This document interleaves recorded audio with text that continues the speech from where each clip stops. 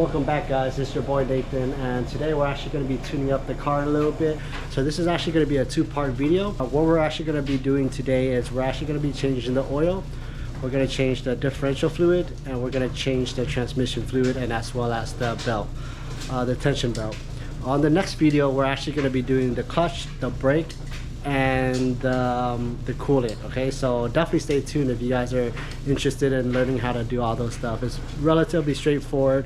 I don't think it's too difficult as long as you have the necessary tools, and definitely I'm going to go over all of the parts that you will need to actually complete this DIY yourself. Okay, so let's go ahead and get to the parts that you will be needing for this installation. You will really need is to start off, let's talk about doing the oil, right? So in terms of the oil, make sure you have a oil filter. I use an OEM one. The part number is 15400 PCX306. Okay, you could also use the PCX004 if those are in stock, but if I recall correctly, this is the newer one now, and it's S2K specific. So definitely get yourself one of this. Don't get an not an OEM one. Okay, it's highly recommended that you use an OEM oil filter for the S2K. You also want to make sure that we have the necessary crush rings, right? You want to change these out every time you do an oil change, so it's good to just get a pack of them. Okay, for oil selection, it's really up to you what you want to use. From what I read online and did my research, is that it really depends on what type of oil you want to use. If you want to use Mobil 1, go ahead. If you want to use something else, that's totally up to you. But make sure that it's 10W30. Okay, I normally use Mobil 1, but they didn't have it on sale, so I'm just using Pennzoil for this time around. I believe for the AP1 specifically, it calls for 5.8 quarts, but I will definitely double check that. But if I recall correctly, it should be 5.8. In terms of other things that you need for this installation, you'd probably also need a 17 socket, right, with the closed end, so it's easier to crack the nuts or the bolts. And as long as for draining pouring the oil in, I always recommend using a funnel. It just makes things a lot more clean. You don't want to just accidentally pour oil all over your block, because it's going to get really messy and it's going to attract a lot of dirt. And the last thing for the oil change at least is an oil pan. Get one this one I think is 4.5 quarts, so it should be able to hold most of the engine oil in there, because it's been a while, I believe, since the car oil has been changed, so a lot of them has been burnt off. So definitely get yourself a oil pan. So that covers the oil change, right? And once you have a lot of those materials, it should be relatively convenient for you to do it. And investing in them now, you could eventually just keep doing your own oil change and not having to bring it to a shop, so you know that you're using quality parts. As for transmission fluid, we're actually going to be using Royal Purple.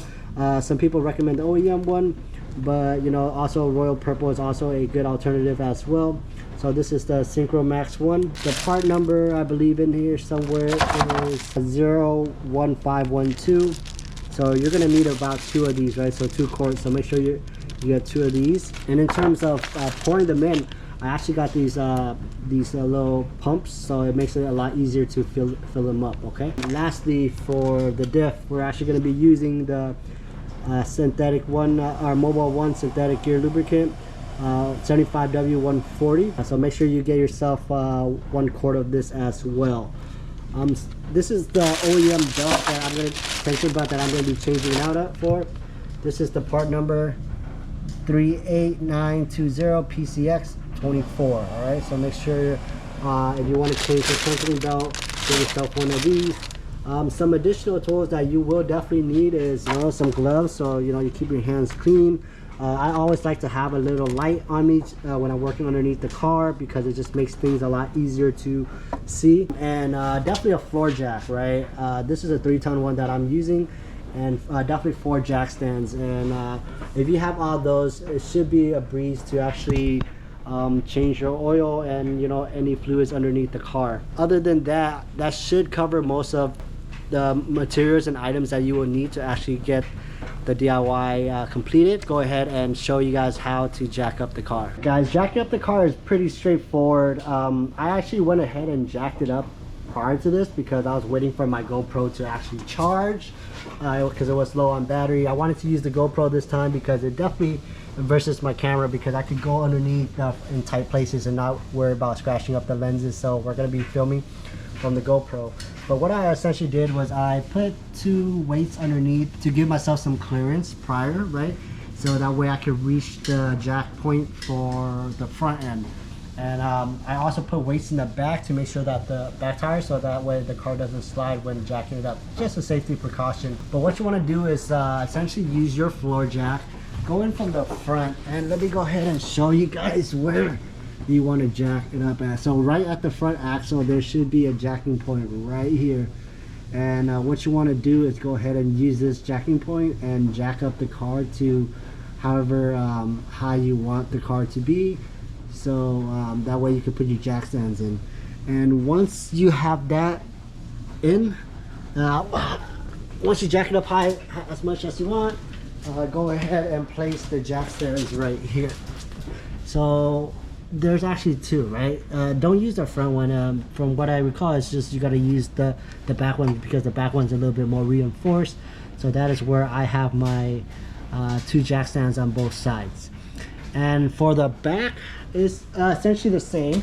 You want to use the jacking point underneath the differential. So if you go underneath, this is the diff right here, and there's a jacking point right there. What you want to do is go ahead and jack it up from this point from the rear.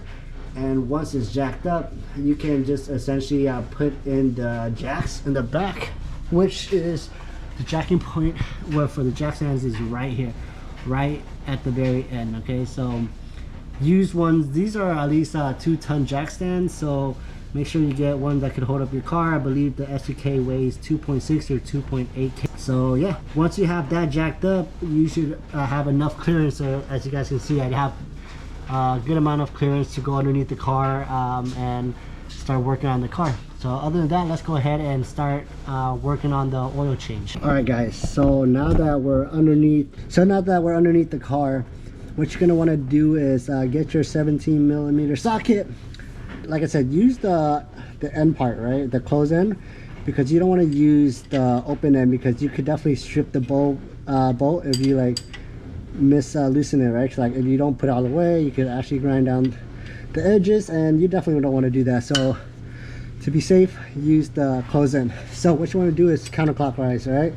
So put it in and knock it forward. There we go. And once that's cracked open, it is a little bit of force. I believe the torque spec for this is 29 foot-pounds. So do make sure that you give it a little tug. And once you have that done, just go ahead, and this is the part that everybody hates, right? Because we're gonna want to make sure that we don't get oil everywhere. So what I'm gonna do is I'm actually gonna use a cardboard just to make underneath my oil pan, just to make sure if it does spray out otherwise it'll be able to catch it. So what I'm going to do is go ahead and just slowly remove the bolts, and once we remove it, the oil should definitely start pouring out. So just be ready to catch it. There you go. Cool. Definitely set this aside and make sure that the crush ring is still on the bolt. Okay, if it's not, then it might be stuck right here. So pay attention too, because as the oil starts going down, you can see that the motion of the oil is going to start getting closer and closer to the bolt. So just definitely shift it around so that way it doesn't pour anywhere else onto the ground. So we're going to go ahead and let that drain, and once that finished draining, I'll show you how to take off the filter. All right guys, now that the oil has pretty much fully drained at this point, you want to make sure that you position the pan right along the edge right here where the oil is dripping, so that way it could catch the oil, because once you remove the filter, there's going to be excess oil from there too. So what you want to do is, if you can't clean it with your hands, you should definitely get one of these right here, one of these tools to help you loosen up the filter.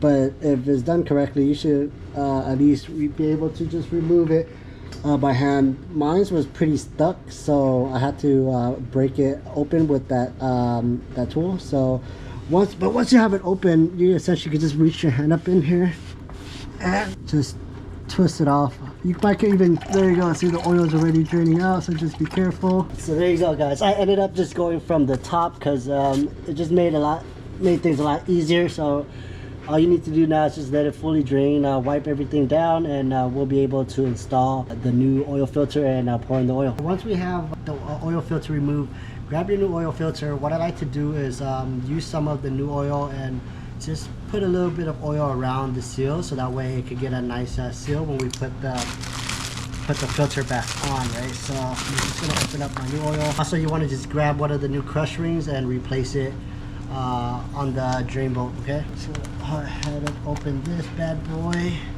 Just get my finger in the new oil a little bit and kind of just rub it on the seals. Some people like to pour oil in here already, but for me, I just prefer to just let it, once you finish pouring in the oil, just let the oil run through the filter itself. It's definitely just a preference, totally up to you. Okay, so let's go ahead and tighten this oil back up because we don't want it to fall. All right, now that it looks like most of the oil has been drained out, I'm gonna go ahead and just take a napkin and kind of just wipe down the excess oil that's still coming out, and just go ahead and just plug it in, plug the bolt in for now. I'm just going to tighten everything by hand right now, and then I'll go ahead and grab my torque wrench. So once that's plugged, go ahead and grab your new filter and go ahead and replace it. And for the oil filter, you're going to want to just hand tighten it as much as you can.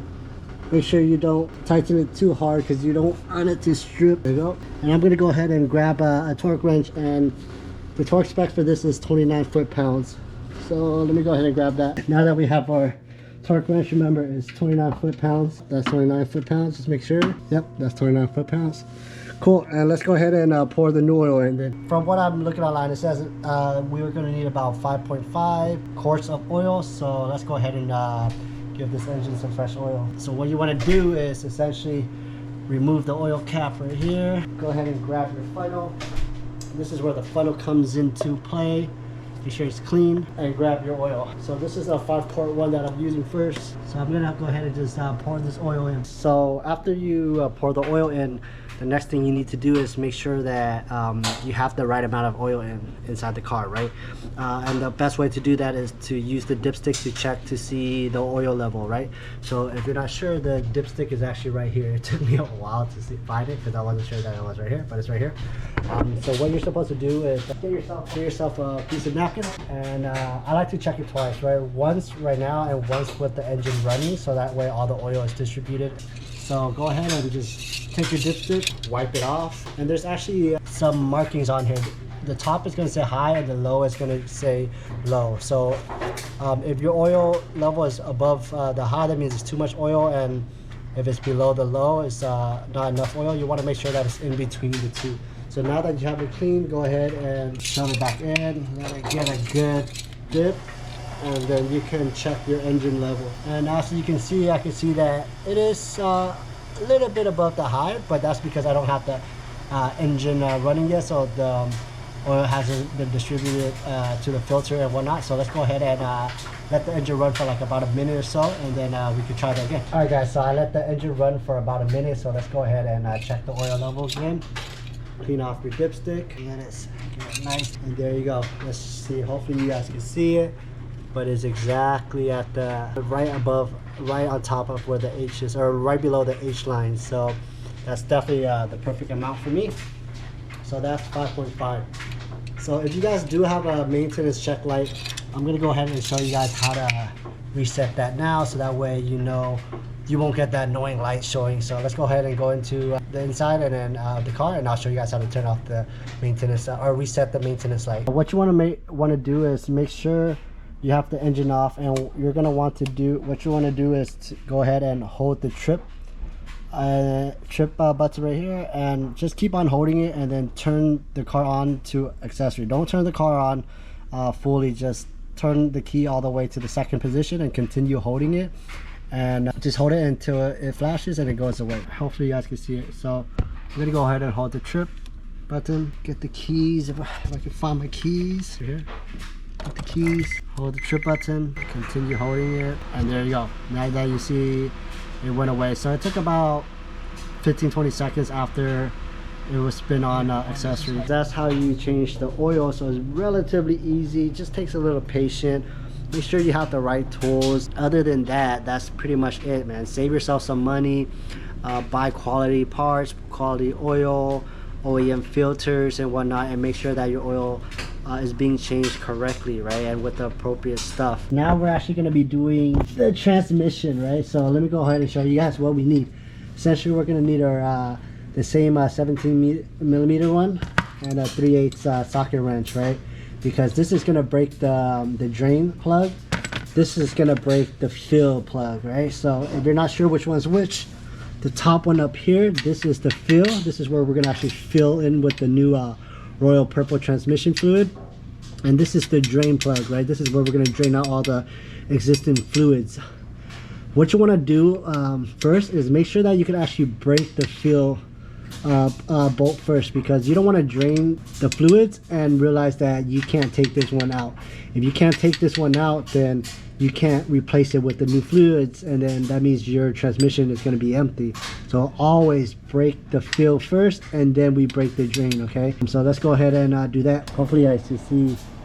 You guys can't break it open, just try to use a breaker bar or whatnot, but it is pretty stuck on there. I went ahead and just used one of these longer sockets, and just, there you go. So now that we got this loose, we're gonna want to go ahead and try to break the drain one open, okay? So this should be just your standard 3/4. I'm gonna go ahead and use this same one since it's bigger, probably has more leverage. There you go, there you go. So now that we have it open, we're gonna go ahead and want to drain it out. I'm gonna go ahead and just use my oil pan again. I know it's a little dirty, but hey, you gotta do what you gotta do. So let me go ahead and just move everything around. I'm gonna move the tools. I'm gonna place my cardboard underneath here, and go ahead and remove the drain plug, the fill plug, just to make sure that it comes out 100%. There you go. And when you fill it up, you want to fill it up the same. See how it's filling up is barely at the edge, right? So that's how we're gonna want to go ahead and fill it up again. Hopefully I'm not in the way, but bear with me, guys. I am working with a tight spot. Yeah, let's go ahead and I'll just let that drain, and then once that's drained, I'll show you guys how to fill it up. All right, guys. So while it's draining, like I said, right, we're actually going to be using Royal Purple Synchromax transmission fluid. We're going to need 2 quarts of these, and it's going to be a pain to kind of fill it in this way.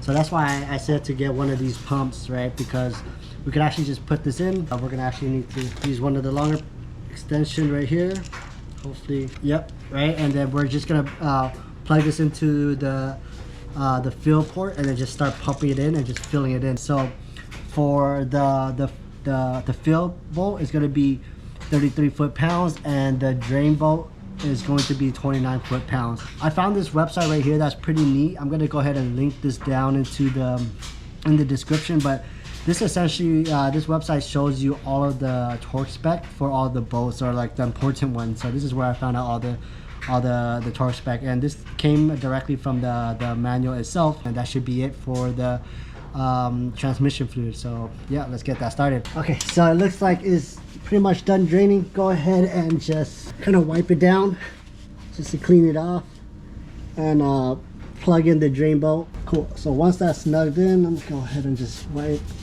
this area. All right, so like I said, right, the drain bolt is going to be 29 foot-pounds. Let's go ahead and get our torque wrench in there. 29. This is sure. One more time. Yep, 29. So like I said, right, this is where this pump is going to come in handy, because what you're going to want to do is go ahead and just put this down here, shove this pump in right here, and just start filling. You want to fill it up until it slowly just drips down. So you want it to be just enough that it barely starts dripping out of the fill plug, right? So hopefully you guys can see that it's barely at the edge dripping down. I did a little bit more than, just a tad bit more sprays than needed. So let me go ahead and just wipe this down. If you guys can see, it slowly drips down. So once you have that done, go ahead and just re-plug in the fill bolt.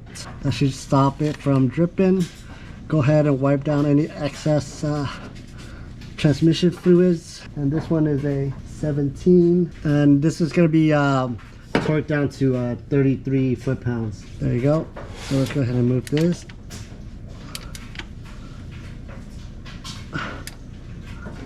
Make sure that it's in correctly. There you go. That's 33 foot-pounds. It was pretty straightforward, right? As long as we have the right tools and the right materials and whatnot to actually do the changes, it's super straightforward. You know, if you bring this to a shop, it's at least like 1 or 2 hours of labor depending on where you take it. So if you think about it, we did the oil, the transmission, and the differential. It would definitely add up. So with that said, let's go ahead and do the last one, which is the differential. And the process is still going to be the same thing, right? We're going to have a fill bolt and we're going to have a drain bolt, and we're just going to repeat the same process as we did for the transmission, but the only difference is now we're going to go ahead and do it for the differential, right? And this is where we're going to be using the Mobile 1 75W 140 fluid, and from what I heard is that it does smell pretty bad, so you want to avoid getting it on yourself. So unfortunately, we're not going to be able to do the differential today because I need a 23mm wrench and a 24mm socket, which I don't have on me right now, or at least that I can find, because we did go ahead and clean the garage, so a lot of stuff is moved around.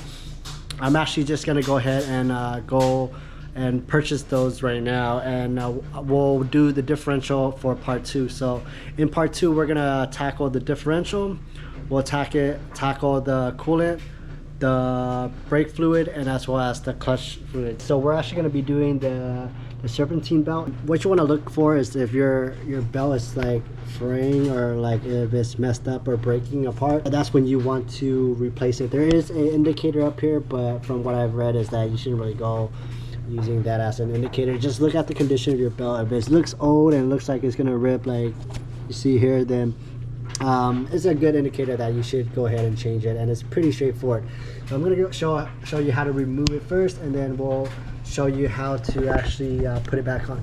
So in order for you to remove it, it's just get yourself a 3/8 ratchet and a 14mm socket, right? You're gonna want to go ahead and put the socket into this bolt right here and turn it counterclockwise. By doing so, it releases the tension on the bolt, and you can just slip it off. And once it's off, just go ahead and remove the socket. And once the socket's out, you can then completely remove the old belt out of the engine. So let me go ahead and do that. There you go.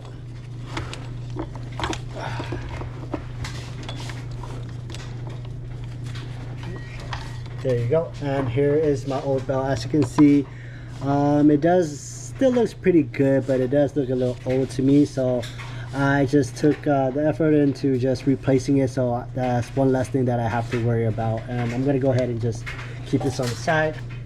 Cool. So this is the new one. This is the OEM one, and you essentially want to pretty much reverse the process, right? You're gonna want to start from the bottom, and we're gonna want to loop it around the crankshaft, pulley, and the AC compressor down here, and then we're gonna want to loop it into the water pump pulley and the idler pulley right here on the left, and loop it around the alternator. And once we have that done, we could essentially reverse the process. Open up the bolt up here, not open it up, but apply tension in there, so we could go ahead and loop it back onto the top. Okay, so let me go ahead and do that, and once I get that situated, I'll show you guys what I mean. All right guys, so this is where you want to be at right here. Okay, so let's go ahead and take a look. So as you can see, it goes, hopefully you guys can see, but it goes down, it loops around the crankshaft and the AC compressor, right? And the AC compressor is on the bottoms, right? And once we have it looped right there, we want to loop into the water pump, the idle pulley, and the alternator up here, right? And definitely I'll show you guys a diagram. And once we have it right here, just put tension on it, so then that way we could use our 14mm socket and apply tension on the bolt and put the belt back on. So let's go ahead and put that on to just put the socket in here, add tension in, and slide that one socket in. It is a little pain in the ass, just be a little patient. But yeah, so other than that, that's the serpentine belt right there. So there you go, guys. We're able to take care of the serpentine belt today, the oil, and as well as the transmission fluid. I wasn't able to do the differential because I couldn't find my 24mm socket, so I have to go get another one.